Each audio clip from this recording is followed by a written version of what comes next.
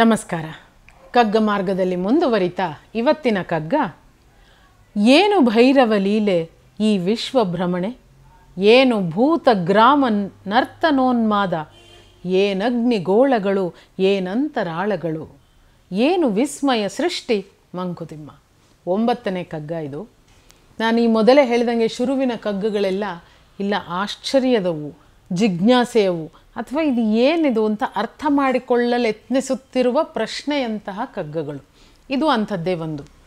ಏನು ಭೈರವ ಲೀಲೆ ಈ ವಿಶ್ವಭ್ರಮಣೆ, ಆಶ್ಚರ್ಯ ಇದು. ವಿಶ್ವಭ್ರಮಣೆ ಅಂತ ಭೈರವ ಲೀಲೆ ಇದು.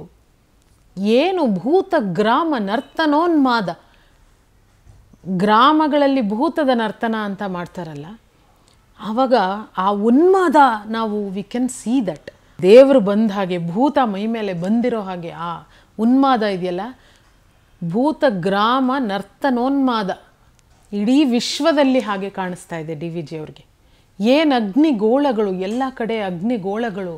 ನಮ್ಮ ಕಾಲ ಕೆಳಗೆ ಆ್ಯಕ್ಚುಲಿ ಕೆಲವು ಕಿಲೋಮೀಟರ್ಗಳ ಕೆಳಗೆ ಹೋದರೆ ಅಗ್ನಿಗೋಳ ಇದೆ, ಕುದೀತಾ ಇದೆ ಅದು. ಏನು ಅಂತರಾಳಗಳು. ಅಂತರಾಳಗಳು ಅಂತಂದರೆ ಸ್ಪೇಸ್ ಅನ್ನೋ ಅರ್ಥದಲ್ಲಿ ಹೇಳಿದ್ದಾರೆ ಅಂತ ನಾನು ಅರ್ಥೈಸ್ತೀನಿ ಇದನ್ನ. ಗ್ರಹಗಳ ನಡುವೆ, ನಕ್ಷತ್ರಗಳ ನಡುವೆ, ಮಂಡಲಗಳ ನಡುವೆ ಇರುವಂತಹ ಅಂತರಾಳಗಳು. ಏನು ವಿಸ್ಮಯ ಸೃಷ್ಟಿ, ಅದೆಂಥ ವಿಚಿತ್ರವಾದ ಸೃಷ್ಟಿ ಇದು, ಎಂಥ ವಿಸ್ಮಯ ಇದು. ಇದು ಏನು ಹೇಗೆ ಅಂತ ಅರ್ಥೈಸೋಕ್ಕೆ ನಾವು ಇಲ್ಲಿವರೆಗೆ ಎಂಥ ದೊಡ್ಡ ದೊಡ್ಡ ಸೈಂಟಿಸ್ಟ್ಗಳ ಕೈಲೂ ಪೂರ್ತಿಯಾಗಿ ಅರ್ಥೈಸೋಕ್ಕೆ ನಮಗೆ ಸಾಧ್ಯ ಆಗೇ ಇಲ್ಲ ಇಲ್ಲಿವರೆಗೂ. ಮನುಷ್ಯ ಕುಲ ಇಷ್ಟು ಅಡ್ವಾನ್ಸ್ ಆಗಿ ಮುಂದುವರೆದರೂ ಕೂಡ. ಎನ್ ಮೂರ್ತಿರವರು ಅವರ ದೇವರು ಪುಸ್ತಕದ ಶುರುವಿನಲ್ಲೇ ಹೇಳ್ತಾರೆ, ದೇವರ ಪರಿಕಲ್ಪನೆ ನಮಗೆ ಹೇಗೆ ಬಂತು ಅಂತ ಹೇಳ್ತಾರೆ. ಮನುಷ್ಯ ಹೀಗೆ ಈ ಜಗತ್ತಿಗೆ, ಈ ಭೂಮಿಗೆ ಬಂದ ಮೇಲೆ, ಯೋಚನೆ ಶಕ್ತಿಯನ್ನು ಬೆಳೆಸ್ಕೊಂಡ ಮೇಲೆ ಸುತ್ತಮುತ್ತ ನೋಡಿದ್ರೆ ಬೆಟ್ಟ ಗುಡ್ಡ, ಬಣ್ಣ ಬಣ್ಣದ ಹೂವುಗಳು, ಹಕ್ಕಿಗಳು, ಚಿಗುರು, ಮಳೆ ಎಲ್ಲವನ್ನ ನೋಡ್ದ. ಸೊ ಇದೊಂದು ತುಂಬ ಸುಂದರವಾದ ಜಾಗ ಅಂತ.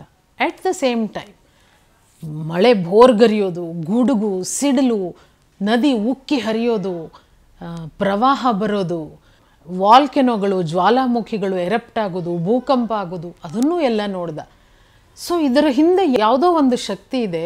ಆ ಶಕ್ತಿ ಬೇಕಾದಾಗ ಶಾಂತವಾಗಿ ಸುಂದರ ರೂಪಿಯಾಗಿ ಇರುತ್ತೆ, ಬೇಡದೇ ಇದ್ದಾಗ, ಸಿಟ್ಟು ಬಂದಾಗ ರೌದ್ರ ರೂಪಿಯಾಗಿರುತ್ತೆ. ಆಗ ಅದು ನನ್ನನ್ನು ನಾಶ ಮಾಡುವಷ್ಟು ಶಕ್ತಿಶಾಲಿಯಾಗಿರುತ್ತೆ ಅನ್ನೋದನ್ನು ಅರ್ಥ ಮಾಡ್ಕೊಳ್ತಾ ಹೋದ ಅಂತ ಪೀಠಿಕೆಯಲ್ಲಿ ಈ ಮಾತುಗಳನ್ನು ಹೇಳ್ತಾರೆ. ನಾವು ಈ ಕೆಲವು ವರ್ಷಗಳ ಹಿಂದೆ ಇಂಡೋನೇಷಿಯಾಗೆ ಪ್ರವಾಸ ಹೋಗಿದ್ವಿ. ಅಲ್ಲಿ ಒಂದು ಜಾಗದಲ್ಲಿ ಲಂಚ್ ಮಾಡಿದ್ವಿ. ಆ ಲಂಚ್ ಹೆಂಗೆ ಅಂದರೆ ಬುಫೆ, ಅಲ್ಲಿಂದ ಹೊರಗೆ ಬಾಲ್ಕನಿ, ಅಲ್ಲಿ ಎಲ್ಲಿಂದ್ರಲ್ಲಿ ಟೇಬಲ್ಗಳಲ್ಲಿ ಕೂತ್ಕೊಂಡು ಊಟ ಮಾಡ್ಬೋದು. ಆ ಬಾಲ್ಕನಿ ಅಗುಂಗ್ ಮತ್ತು ಬಾತುರ್ ಅಂತ 2 ಜ್ವಾಲಾಮುಖಿಗಳಿಗೆ ಫೇಸ್ ಆಗಿ ಆ ಬಾಲ್ಕನಿ ಓಪನ್ ಆಗಿದೆ. ಅದೆಂಥ ಸುಂದರವಾದ ನೋಟ ಅಂತ ಅಂದರೆ, ನಾವು ಕಣ್ಣಲ್ಲಿ ಫೋಟೋ ತೆಗೆದು ಇಟ್ಕೊಂಡಿದ್ವಿ. ಯಾವ ಕ್ಷಣಕ್ಕೆ ಬೇಕಾದರೂ ನಾನು ಮನಸ್ಸಿನಲ್ಲಿ ಆ ಇಡೀ ಸೌಂದರ್ಯವನ್ನು ಮತ್ತೆ ಮರುಸೃಷ್ಟಿಸಿಕೊಳ್ಳಬಲ್ಲೆ. ಅಷ್ಟು ಸುಂದರವಾದ ಜಾಗ ಅದು. ಹಾಗೊಂದು ಬಾಲ್ಕನಿ, ಅಲ್ಲಿಂದ ಹೊರಗೆ ಬೃಹದಾಕಾರದ 2 ಜ್ವಾಲಾಮುಖಿಗಳು, ಅದರ ಮೇಲೆ ಬೆಳೆದಂಥ ದಟ್ಟವಾದ ಕಾಡು, ಆ ವಾತಾವರಣ, ಮೋಡ ಮುಸುಕಿದ ವಾತಾವರಣ ಎಲ್ಲವೂ ಅಷ್ಟೇ. ಆ ಪ್ರವಾಸ ಮುಗಿದ ಒಂದು 2 ವರ್ಷಗಳಲ್ಲಿ ಅಗುಂಗ್ ಸಿಡೀತು, ಜ್ವಾಲಾಮುಖಿ ಸಿಡೀತು. ಯಾವ ರೀತಿ ಅಗುಂಗ್ ನೆಲಸಮ ಆಗೋಯ್ತು ಅಂತ ಅಂದರೆ, ಅದರ ಹೊಗೆ ಎಷ್ಟು ದಟ್ಟವಾಗಿ ಆವರಿಸ್ಕೊಂಡಿತ್ತು ಅಂತ ಅಂದರೆ, ವಿಮಾನಗಳನ್ನು ಆ ರಸ್ತೆಯಲ್ಲಿ ಹೋಗೋದನ್ನು ರದ್ದು ಮಾಡಿದ್ರು. ಯಾಕೆಂದರೆ ಆ ಹೊಗೆಯಿಂದಾಗಿ ಕಿಲೋಮೀಟ್ರ್ ಗಟ್ಟಲೆ ವ್ಯೂ ಬ್ಲಾಕ್ ಆಗಿ ಹೋಗಿತ್ತು ಅಂತ. ನಾವು ಯಾವುದು ನಮ್ಮ ಕಣ್ಣಿಗೆ ತುಂಬ ಸುಂದರವಾಗಿ, ಅದ್ಭುತವಾಗಿ, ಕೋಮಲವಾಗಿ ಕಂಡಿರುತ್ತೆ, ಅದೇ ಎಷ್ಟು ರೌದ್ರವಾಗಿ ಪರಿಣಮಿಸಿ ಬಿಡೋದಕ್ಕೆ ಸಾಧ್ಯ ಅಂತ ಆಶ್ಚರ್ಯ ಆಗುತ್ತೆ. ನೀವೆಲ್ಲರೂ ನೇಚರ್ ಜೊತೆ ಒಡನಾಟಕ್ಕೆ ಬಂದಾಗಲೆಲ್ಲ ಇದನ್ನು ಅನುಭವಿಸಿರ್ತೀರ.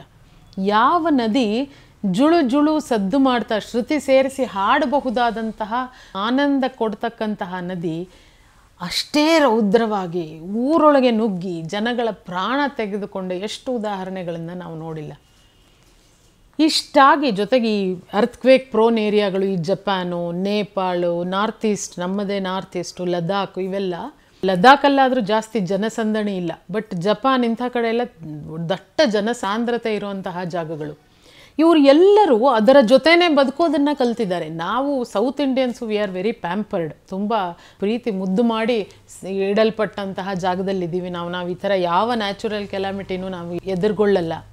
ಹಾಗಾಗಿ ನಮಗೆ ಅದರ ಅರಿವಿಲ್ಲ. ಆದರೆ ಯಾವಾಗ ಬೇಕಾದರೂ ಇಲ್ಲಿ ವಾಲ್ಕೆನೋ ಎರಪ್ಷನ್ ಆಗ್ಬೋದು, ಯಾವಾಗ ಬೇಕಾದರೂ ಇಲ್ಲಿ ಅರ್ಥಕ್ವೇಕ್ ಆಗಬಹುದು, ಸಮುದ್ರ ಎದ್ದು ನದಿ ದಡಕ್ಕೆ ಒಳಗೆ ಬಂದ್ಬಿಡಬಹುದು, ಸುನಾಮಿಗಳಾಗಬಹುದು ಅಂತಕ್ಕಂತಹ ಜಾಗಗಳಲ್ಲೆಲ್ಲ ಅವರು ಅದರ ಜೊತೆಗೆ ಬದುಕುವ ರೀತಿಯನ್ನು ಕಲ್ತ್ಕೊಳ್ತಾ ಹೋಗ್ಬಿಡ್ತಾರೆ. ಹಾಗಾಗಿ ಕೂಡ ನಾವು ಲೈಫ್ ಲಾ ಸಿಲ್ವಾಲ್ಲಿ ಕೋಟ್ಯಾಂತರ ಜನಗಳನ್ನು 100 ಕಿಲೋಮೀಟ್ರ್ ಹಿಂದೆ ತಳ್ಳಿಬಿಡುವಂತಹ ಹವಾಮಾನ ನೋಡಿಕೊಂಡಂಥ ಸಾಧ್ಯತೆಗಳು, ಆ ಪಾಸಿಬಿಲಿಟಿಗಳನ್ನು ಇಟ್ಕೊಂಡಿರುವಂತಹ ಕಂಟ್ರೀಸಲ್ಲೂ ಕೂಡ ಜೀವಹಾನಿ ಇದ್ದೇ ಇರುತ್ತೆ. ಒಂದು ಕಡಿಮೆ ಇರಬಹುದು, ಆದರೆ ಇದ್ದೇ ಇರುತ್ತೆ. ಈ ಭೈರವ ಲೀಲೆ ಇದೆಯಲ್ಲ ವಿಶ್ವ ಭ್ರಮಣೆಯದು, ಈ ಭೂತ ಗ್ರಾಮ ನರ್ತನೋನ್ಮಾದದಲ್ಲಿ ನಾವು ಅದರ ಜೊತೆಗೇ ಬದುಕಬೇಕು. ಇವುಗಳ ಮಡಿಲಲ್ಲೇ ನಾನು ಹುಟ್ಟಿದ್ದೇನೆ ಅನ್ನುವ ಜಾಗೃತ ಅರಿವು ನಮ್ಮಲ್ಲಿ ಸದಾ ಇದ್ದರೆ ಸಾಕು.